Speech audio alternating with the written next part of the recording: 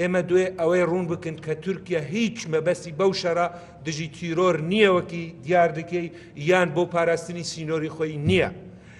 تورکیا دژی بوونی نەتەوی کوردە، ئەمە شەڕی ناسنامەی کوردە.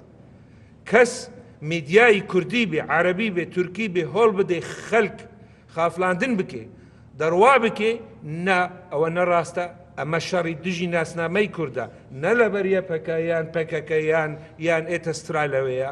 کی لەوەی بێ؟ سبێنێ هەر هێزەکی کوردی بڕەوە لەوەی بڵێ ئەم زەوی کوردستانیە و مافی نەتەومان لێ هەیە، تورکیا قبول ناکێ. گۆتاری سیاسی تورکی مشکێ تۆڕانی ئەوانە دیارە بۆ ئێمە.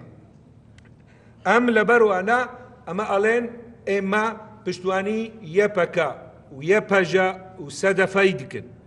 ئێمە دژ ئەو چەتەین معارەدەی سوورینە ئەوەی بناوی جەیش الحوڕەیان بن هیچ ناوی زۆرتریان داعشەکان و جەبەت النەسرانە بە پێی میدیای ناودەوڵەتی و دەستگای ناودەوڵەتی ڕوون دکن کە تورکیا ئەوانە ئابدێت کردن و تازە ژێرناوەکی نوێ ئینان و ئێریش بۆ نەتەومان دکن.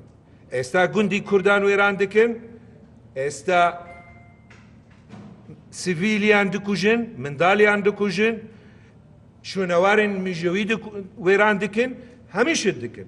لەبەر چاوتان دیارە ئێمەمە داوە دکن پیاوی ئاینی هەمی هێزن سیڤیل سۆسایەتی ئەی مەدەنی لە کوردستان و لە هەر پارچەیەکی کوردستان دەنگی خۆبەرز بکەیت لە ئاستی ئەم شەڕی ناسنامەیی لە پێشمان.